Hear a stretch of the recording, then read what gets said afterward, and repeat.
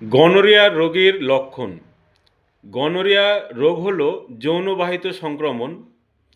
প্রস্রাবের সময় জ্বালাপোড়া বা ব্যথা অনুভব হওয়া, লিঙ্গের মুখ থেকে ঘন সাদা, হলুদ বা সবুজ রঙের পুঁজ পড়া, আপনার লিঙ্গের মুখে লালচে বা ফুলে যাওয়া বা চুলকানো, অন্ডকোষে ব্যথা বা ফোলাভাব, ঘন ঘন প্রস্রাবের প্রয়োজন অনুভব হওয়া, মনে হয় যে বারে বারে প্রস্রাব আসছে, যৌন মিলনের সময় ব্যথা অনুভব হওয়া, মলদ্বারে সংক্রমণ হলে চুলকানি, ব্যথা বা রক্তপাত হওয়া, জ্বর বা দুর্বলতা, সংক্রমণ ছড়িয়ে যেতে পারে আপনার।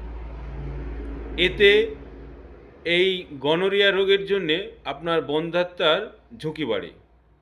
এটা যদি হয়ে থাকে আপনি অতি সত্বর ডাক্তারের সঙ্গে পরামর্শ করুন।